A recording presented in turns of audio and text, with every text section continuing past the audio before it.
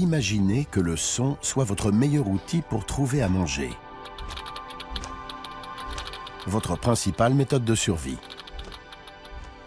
C'est le cas de ces chauves-souris appelées sérotines des maisons.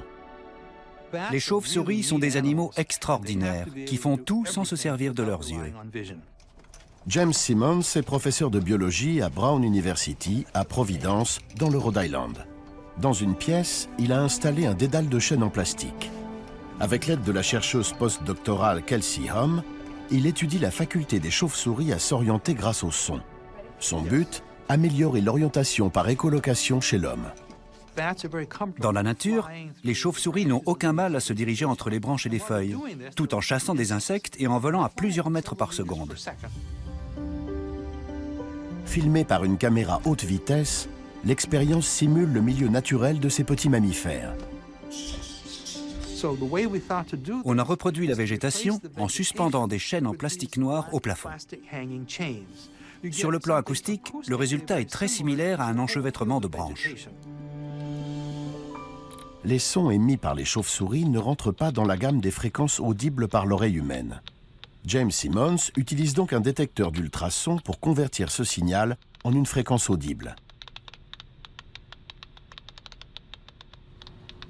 Il s'intéresse à la façon dont le cerveau de l'animal traite les signaux sonores et effectue des calculs mathématiques complexes extrêmement rapidement.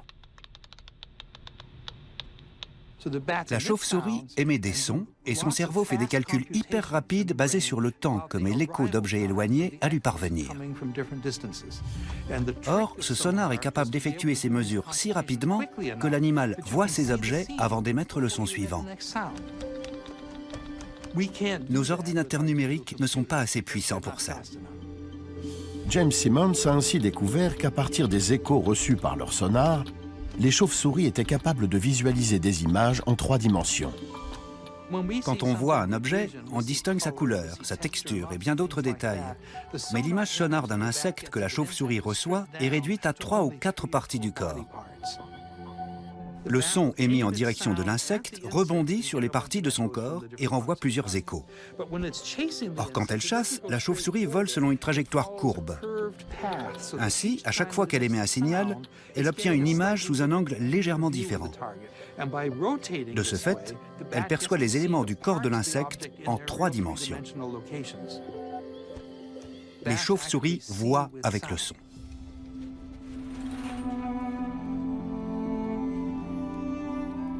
Certains humains sont capables des mêmes prouesses. Il y a un arbre là. Je vais tourner ici. À l'âge de 13 mois, Daniel Kish a perdu la vue à cause d'un rétinoblastome, une tumeur de la rétine.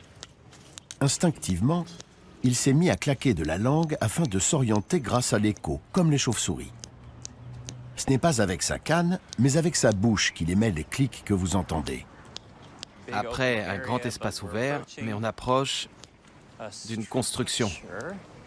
Il appelle cette forme d'écholocation le flash sonar. Et c'est comme ça qu'il se dirige sans rien voir. Je n'étais pas conscient de ce que je faisais. C'est simplement la conséquence de ce qui m'est arrivé quand j'étais enfant. J'obtiens une image à 360 degrés. Le toit au-dessus de nous n'est pas plein. Il y a des espaces d'ouverture, comme s'il y avait des lattes. Ce que je vois m'apparaît comme des formes géométriques floues, des images mouvantes, dynamiques. Elles ont une profondeur, un contour, une consistance, et elles me renseignent sur l'emplacement d'un objet ou sa densité. J'entends aussi ce qu'il y a au coin d'une rue ou à travers des objets. Le son est omniprésent.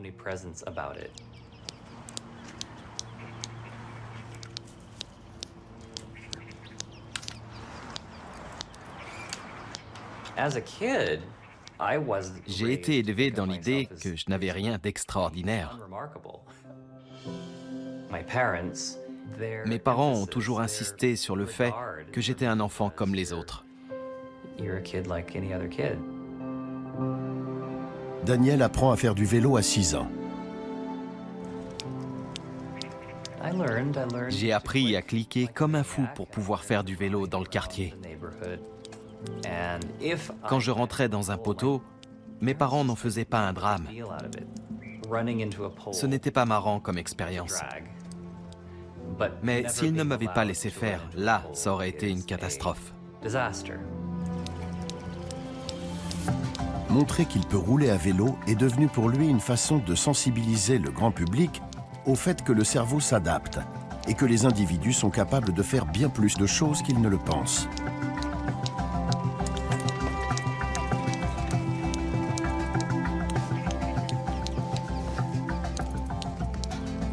Il y a 15 ans, on n'en parlait pas. Vous allez fermer les yeux quelques instants et je vais vous apprendre ce qu'est l'écholocation. Mais aujourd'hui, des scientifiques étudient cette méthode. Des instructeurs veulent s'y former et des aveugles veulent l'apprendre. Être capable de se déplacer dans n'importe quel environnement et dans n'importe quelle circonstance est vital. Rien n'est plus important que de jouir de cette liberté. Nous avons demandé à Daniel de dessiner de mémoire l'image mentale de la pergola qu'il a obtenue par écolocation. Là, une ligne pointillée. Il n'était jamais venu ici avant aujourd'hui. Ensuite, il y avait une autre colonne. Ici, mon talent de dessinateur est mis à rude épreuve. C'est fini. La précision de son image mentale est étonnante. Ça prouve que le cerveau traite les informations qu'il reçoit. Sauf qu'on utilise le son et non la lumière pour créer des images. Alors, j'avais raison pour le toit. Cela prouve aussi que l'homme peut voir grâce au son comme les chauves-souris. Mais ces dernières ont un avantage sur lui. Les bruits parasites ne les gênent pas. À Brown University, le professeur Simmons nous explique que ces petits mammifères vivent dans un monde très bruyant. Le niveau sonore de leur sonar tourne autour de 120-130 décibels. Quand une cinquantaine d'entre elles volent dans le même espace, elles sont exposées à un bruit très fort. Pourtant, elles ne semblent pas souffrir de la moindre perte d'audition, contrairement à ce qui se passe pour les humains. D'où l'intérêt de découvrir comment elles se protègent.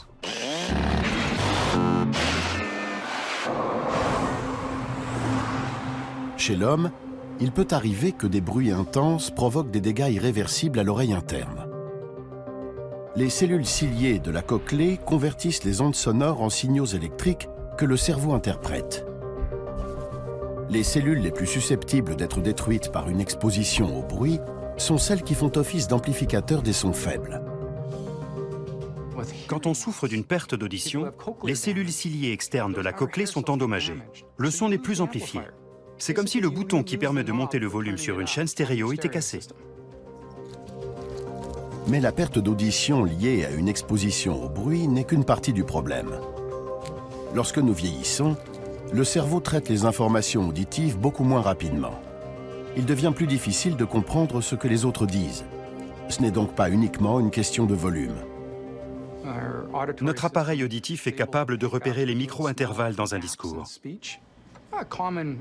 Prenons un exemple simple, say et stay. La différence entre les deux est l'intervalle infime qui se produit au moment où le T est prononcé. Voici les résultats d'électroencéphalogramme. À droite, il y a un intervalle de 16 millisecondes sur le T de stay, le temps qu'il faut au cerveau pour traiter le son. Dans le cas d'une perte d'audition liée à l'âge, ces intervalles sont plus difficiles à détecter. Résultat, les T et d'autres consonnes sont brouillées. On distingue bien les voyelles A, E, I, O, U, mais pas les consonnes qui sont avant et après.